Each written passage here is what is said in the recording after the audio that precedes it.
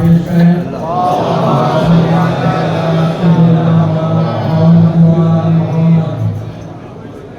شاہ سلطان عالم سید احمد کبیر حاضر ماجرات یا غوث اعظم تصدیق نور مطلق مدد جوائے صبح مدد صدر راہ مدد عیسائی دورہ مدد در ترنم دل و جانم قبوت شبہ مصاب افضل اہل نماز سرور دورہ مدد افضل اہل نماز سرور دورہ مدد افضل اہل نماز سرور دورہ مدد.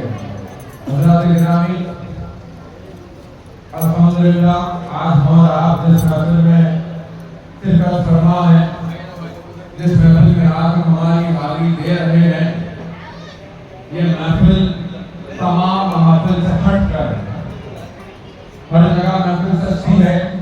اپنے پاس سال کے 12 مہینے محفل سجتی ہے، مگر یہ جو محفل رہتی ہے محفل کی شان بڑی نرالی ہے. کیونکہ دیکھیں کہ جب ایک محفل سجتی ہے تو عنوان نعت منقبت پیش کی جاتی ہے، بیانات ہوتے ہیں، سماع ہوتا ہے اور محفل مکمل ختم ہو جاتی ہے. مگر جب یہ رفائی محفل سجتی ہے تو اس میں کوئی شک نہیں، یہاں پر آپ کو ایسی زندہ کرامات دیکھنے کو ملے گی جو کسی اور محفل میں آپ کو دیکھنے کو ملے گی. دیکھیں کہ امام رفائی کا معاملہ ایسے ہے کہ جب لوگ سمجھتے ہیں، جب لوگ ہم سے الجھنے کے لیے آتے ہیں تو امام رفائی کی ایک ایسی کرامات جو آج بھی زندہ ہے، اصول قیامت زندہ رہے گی. یوں تو بے شمار کراماتیں ہیں، آپ کے اتنے سارے کراماتیں ہیں کہ اگر بولنے بیٹھو تو زندگی کم پڑ جائے، مگر اس میں سے ایک کرامات سناتا ہوا آگے چلوں گا. امام رفائی کے ساتھ بڑے ہی عجب معاملے ہوا کرتے تھے. آپ کی شان، آپ کی عظمت اتنی بلند ہے کہ دیکھیں کہ لوگ سمجھتے ہیں کہ غوث اعظم اور امام رفائی میں کانفلکٹ پیدا کرتے ہیں. مت بھولو، غوث اعظم امام احمد کبیر رفائی کے ہیں اور امام احمد کبیر رفائی غوث اعظم کے ہیں.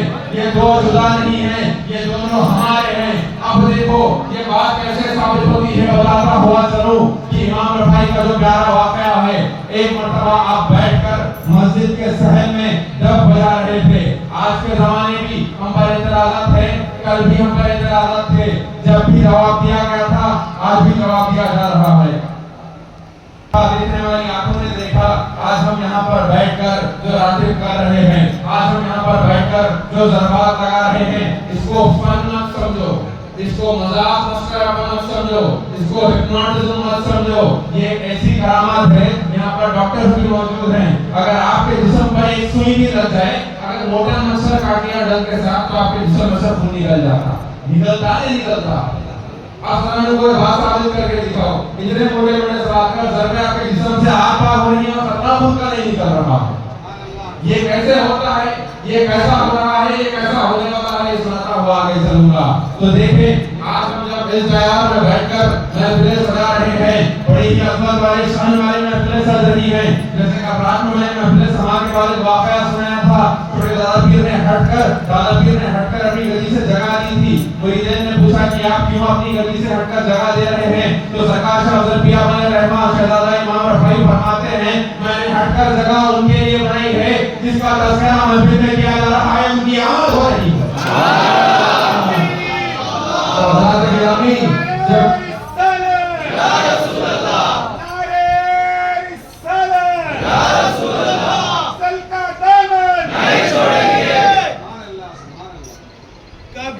کبھی تو کوئی نوازے. یہ جو معاملہ پیش آتا ہے، اب یہ جو چیز ہونے والی ہے، اب دیکھیں کہ امام رفاعی جیسے دادا پیر نے ہٹ کر کہہ دیا تھا جگہ سے کہ جن کا تذکرہ ہو رہا ہے، وہ جن کی محفل چل رہی ہے، جن کا ذکر چل رہا ہے، ان کی آمد ہو رہی ہے. تو یہ بات کہیں اور نہیں، یہی دیار میں وہ واقعہ، وہ کرامات پیش ہوئی. امام رفاعی وہاں پر بیٹھ کر آپ اپنے وہاں پر مسجد کے صحن میں ہونے والا قصران میں بیٹھ کر آپ ڈف بجا رہے ہیں. من سمجھو یہاں پر جمال کا معاملہ ہے، جتنا جمال کا ہے اتنا جلال کا بھی ہے. جب جلال آ جاتا ہے، دیکھو معاملہ کیسا تھا. لوگ جا کر اعتراض کرنے لگے، کہنے لگے کہ ڈف مت بجائیے، مسجد کا صحن ہے. امام رفاعی کا ڈف کا اللہ کا معاملہ ہے. زمانے والے یوں نہیں بولتے کہ وہ معشوق اللہ ہے، زمانے والے یوں سلطان الاولیاء ہے. امام رفاعی بیٹھ کر جب بجا رہے تھے دھیمی سی آواز پر یہ لوگ اعتراض کرنے والے اعتراض کریں. امام رفاعی کو جلال آیا. آپ جب بجنا روکے نہیں. فجر سے لے کر عصر ہو گئی, عصر سے لے کر مغرب ہو گئی, مغرب سے لے کر عشاء ہو گئی. امام رفاعی جب بجا رہے ہیں نظرانہ یہ نہیں سمجھ رہے ہیں کہ امام رفاعی نہ کھانا کھا رہے ہیں, نہ پانی پی رہے ہیں, نہ کچھ اور کر رہے ہیں. آپ صرف دب بجانے میں مشغول ہیں. آپ پر کیفیت ایسی تھی کہ وہاں پر بیٹھے لوگ بس دیکھتے رہ گئے. جس کو سمجھ ملی وہ صحابت میں ولی بن گئے, جس کو نہ ملی وہ نادان بن گئے. اب دیکھنا کہ معاملہ کیا پیش آیا. اعتراض کرنے لگے اور اعتراض کرنے لگے. فجر کا وقت ہو گیا, 5 وقت کی نماز کا وقت ہو گیا. بولنے لگے کہ حضرت نماز کے دوران بھی دب بجانا نہیں روک رہے. بابا تم عبادتوں کے محتاج ہے. اللہ رب العزت ان سے کے ساتھ رضی اللہ عنہ و رضوان کا معاملہ کرتا ہے. سبحان. اب دیکھیں بات بڑی گہری ہے, کنٹروورسی کو بنا آرام سے سنتے ہوئے چلو. جب یہاں پر یہ معاملہ آیا تو امام رفاعی کا بجا رہے تھے, پھر آگے لوگ اعتراض کرنے لگے. نظران لوگ اعتراض کرنے لگے. امام رفاعی کو جلال آیا. آ کر آپ نے جب کو ہوا میں اٹھایا تو دیکھنے والی آنکھوں نے دیکھا کہ جب ہوا میں واللہ کا آپ زور سے بج رہا. سبحان اللہ. یہ معاملہ تو پیش آ گیا. اس کے بعد کیا دیکھنے کو ملا؟ اب جب بج رہا ہے ایک ہی آواز پر, ایک ہی لمیٹیشن پر نہیں, جب ایسے بج رہا ہے کہ ایک ایک تھاپ پر آپ کی آواز بڑھتی جا رہی ہے. سبحان اللہ. سبحان اللہ. ہو گیا. کرامات سنیے. اب یہ جلال کو, امام رفاعی کو, آپ کے جلال کو کم کرنے والی ذات کا نام بہت سے آتا ہے. لوگ کہتے ہیں کہ رفاعی الگ ہے, قادری الگ ہے. نہیں, نہ رفاعی الگ ہے, نہ قادری الگ ہے, نہ چشتی الگ ہے, نہ نقشبندی الگ ہے, نہ سہروردی الگ ہے, نہ عبداللہی الگ ہے, نہ بندہ نوازی الگ ہے. کوئی سلسلہ الگ نہیں. یہ تمام سلاسل حیدری ہے. یہ تمام سلسلوں کی کڑی جا کر امام رفاعی کے ساتھ ساتھ ہوتے ہوئے مولا کائنات حضرت علی سے اللہ کرم اللہ وجہ کریم سے ملتی ہے. یہ معاملہ پیش آ گیا. اب کیا ماجرا ہوا؟ مجھے جا کے بولنے لگے سرکار غوث اعظم یہ ماجرا کیا ہے؟ امام رفاعی تو مجھے دب بجا رہے تھے, اب آپ نے دب ایسے بجایا کہ جب آسمان میں مولف ہے اور ایک سیکنڈ پر اپنی آواز بڑھتی جا رہی ہے, دب کی آواز بڑھتی جا رہی ہے. تو غوث اعظم نے کہہ دیا ہم کہہ رہے ہیں تم جا کر کوئی بھی وہاں پر امام رفاعی احمد کبیر رفاعی سے اس معاملے میں مداخلت نہیں کرنا, تم بڑا ہی پچھتاؤ گے. کہنا تھا. پھر گئے, پھر جا کے امام رفاعی کے دربار میں اعتراض کرنے لگے کہ حضرت آپ کیوں بجا رہے ہیں, کیوں بجوا رہے ہیں, وہ یہ نہیں دیکھ رہے ہیں. امام رفاعی آپ کی تشریف فرما جواب دے. یہ تو نہیں دیکھے. پھر امام رفاعی جب ایسے دیکھ رہے ہیں کہ جب بچتا جا رہا ہے, بچتا جا رہا ہے, پھر اس کے بعد لوگ جاتے ہیں غوث اعظم کے سامنے عرضی رکھتے ہیں, فرماتے ہیں یا غوث اعظم یہاں پر امام رفاعی کا جلال جھلک رہا ہے. کیا کہنے لگے؟ امام رفاعی کا جلال جھلک رہا ہے. جب یہ دیکھنے کو ملا لوگ برداشت نہیں کر سکے, جانے غوث اعظم کے قدموں میں گر گئے. اس کے بعد غوث اعظم نے روحانی طور پر آپ بغداد شریف میں اپنے آستان پر تشریف فرما ہے, اپنی خانقاہ سے آپ روحانی طور پہ امام رفاعی کو یہ بات بھیجتے ہیں, کہتے ہیں کہ اے میرے احمد کبیر, اے میرے رفاعی, اے میرے سلطان الاولیاء, اے مشہور اللہ, میرے احمد کبیر رفاعی, میں غوث اعظم کہہ رہا ہوں کہ اپنا جلال کم کر دینا, تجھے میں محبوب ربانی کہہ رہا ہوں کہ اپنا جلال کم کر دینا, تجھے میں محبوب ربانی کہہ رہا ہوں کہ اپنا جلال کم کر دینا, تجھے میں سلطان الاولیاء کہہ رہا ہوں کہ اپنا جلال کم کر دینا. تو جب یہ کہنا تھا غوث اعظم کا, امام رفاعی نے جیسے یہ غوث اعظم کا حکم ہوتا ہے, امام رفاعی ہاتھ اٹھا کر بس اشارہ کرتے ہیں تو دیکھنے والی آنکھ دیکھتے ہیں تب واپس امام رفاعی کا. سبحان اللہ. یہ کرامات ہے امام رفاعی, یہ کرامات ہے امام رفاعی. اور اولیاء اللہ میں مقابلہ نہیں کیا جا سکتا. تمام اولیاء بلند, تمام اولیاء بلند. اب آپ دیکھیں کہ جب معاملہ آتا ہے سلاسل کا, ہر سلسلے کی الگ الگ شان. سلسلے مداریہ کی شان الگ ہے, سلسلے چشتیہ کی شان الگ, سلسلے نقشبندیہ کی شان الگ, سلسلے سہروردیہ کی شان الگ, سلسلے رفاعیہ کی شان الگ, سلسلے قادریہ کی شان الگ، مگر ایک سلسلے میں دیکھیں مہاراجہ سلسلے میں کہ کیسے سرکار سید الانبیاء حضور کائنات صلی اللہ علیہ وسلم کا دیدار کیسے خدا پاک کو نصیب ہوا۔ اس کے بعد دیکھیں کہ کیسے غوث اعظم نے دیدار کیا، اس کے بعد دیکھیں کہ کیسے تمام سلسلے کے بانیوں نے سرکار کائنات صلی اللہ علیہ وسلم کا دیدار کیا۔ ہر ایک کا دیدار کرنا مبارک اور عظمت والا ہے، شان والا ہے۔ مگر جب یہ تمام بزرگان دین، یہ تمام اولیاء کیا پیارے، ان سب کے دلارے، ان کے لفظ جگر سیدنا سلطان العارفین سید الاولیاء حضور ابوالعباس حضرت سیدنا امام احمد کبیر رفاعی رضی اللہ تعالیٰ عنہ، یہ واقعے سے آپ سب واقف ہیں کہ امام رفاعی جب سرکار کائنات صلی اللہ علیہ وسلم کی دربارگاہ میں پہنچتے ہیں، پہنچ کر کہتے ہیں یا رسول اللہ السلام علیکم یا نبی، اندر سے جواب آتا ہے وعلیکم السلام یا حضرت۔ تجھ پر بھی سلام ہوتی ہے۔ سلام کا جواب آنا اب یہ بات میں یہاں پر ہو، اب آپ اس چیز کی ہندوستان میں جہاں جہاں دف بج رہا یہ امام رفاعی کا احسان ہے۔ وہ دف کو انسٹرومنٹ مت سمجھو، پورے انسٹرومنٹ الگ ہے، یہ ایک دف ہے۔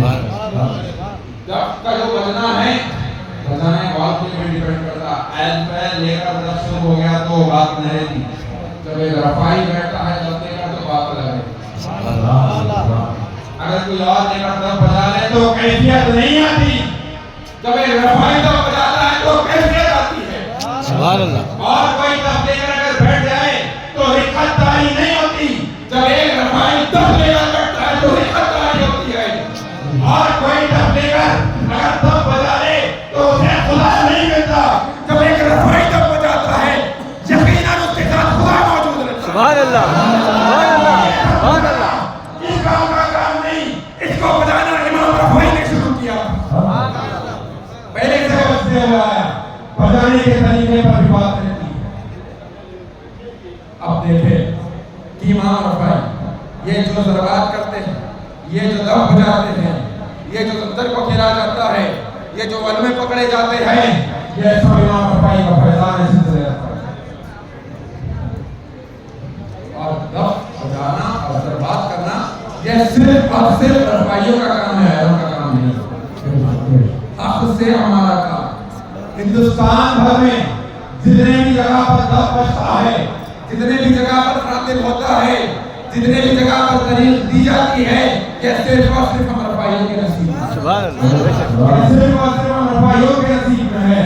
اب دیکھیں کہ امام رفاعی کی شان کیا شان ہے، امام رفاعی کتنے عظمت والے ہیں، امام رفاعی کتنے بلندیوں والے ہیں، امام رفاعی کا شان، آپ کا مقام، آپ کا مرتبہ کتنا اونچا ہے۔ دیکھیں ہر کوئی سرکار کائنات کے دربار میں گیا، جا کر عرض گزار ہوا، سلام کرے جواب آیا، سلام پڑھے قبول ہوا، کلمہ پڑھے قبول ہوا، درود پڑھے نذرانہ پیش ہوا قبول ہوا، لنگرے کرے قبول ہوا، تحدیث کرے قبول ہوئی۔ مگر جب سلطان الاولیاء امام رفاعی بارگاہ میں پہنچتے ہیں، پہنچ کر فرماتے ہیں یا رسول اللہ اب تک آپ کا بیٹا اپنے آپ کو روحانی طور پر آپ کے بارگاہ میں بھیجا کرتا تھا، آج میں خود چل کر آیا ہوں، لہذا میں آپ کی تحفظی کرنا چاہتا ہوں۔ خدا کی قسم وہاں پر لاکھوں کا مجمع، لاکھوں کے لوگ جس میں غوث اعظم بھی موجود ہیں، آپ کا کہنا ہے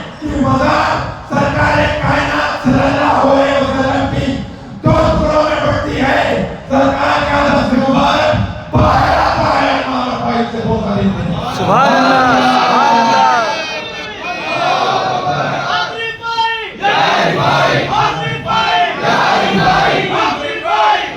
جب یہ معاملہ پیش آیا تو آپ دیکھو میں کھانا مچھر کاٹا تو بھی کھول دیا کہ بجایا جسم میں سے سلاخ چگڑیوں کو کھولنے نہیں کر یہ کیا کرامت ہے؟ میں کہہ دوں ہمارے آپ کے پیارے آقا سرکار کائنات صلی اللہ علیہ وسلم آپ کی بردار قرآن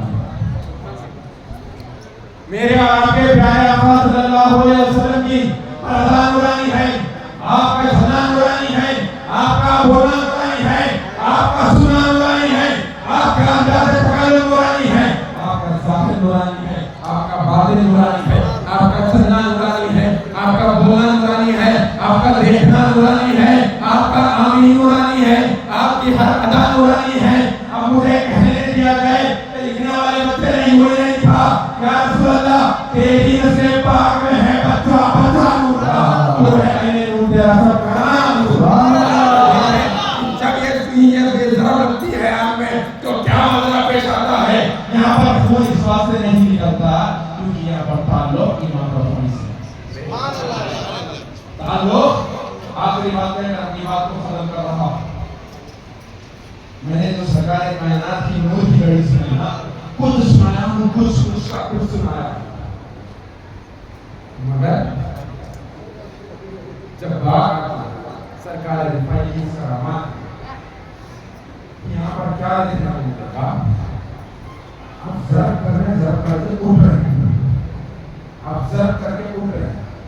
آدھی پبلک کرامات مان کر ادب سمجھ بیٹھی ہوئی ہے، آدھے لوگ گدھے کو گھوڑتے جہاں ضرب کرے وہاں گھوڑتے ہیں، خون نکل رہا ہے، خون نکل رہا ہے، انسان ہے، سوچتے ایکسپٹ ہے۔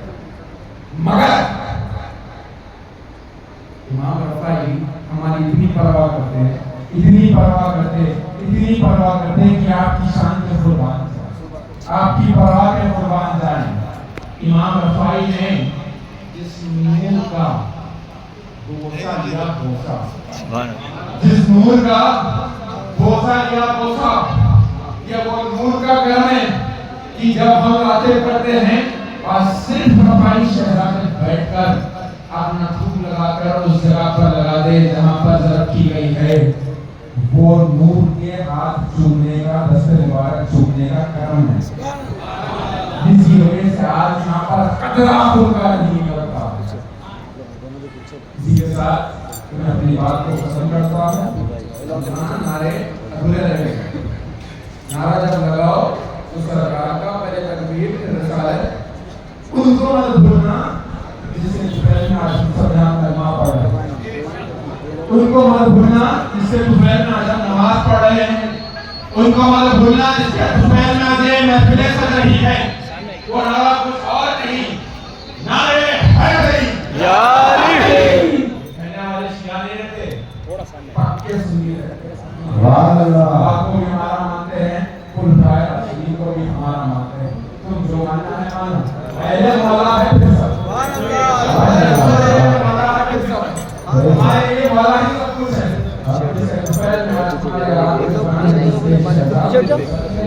آج بھی جس کی نام سے سبھی پارٹی جا رہی ہے، سرکار سے اسی کے ساتھ میں اپنی بات کو ختم کرتا ہوں۔ جب اس محفل میں ہو تو اپنا دل لگا کر ورنہ سمجھو، ہاتھ کے نظریے سے لے کر بیٹھو۔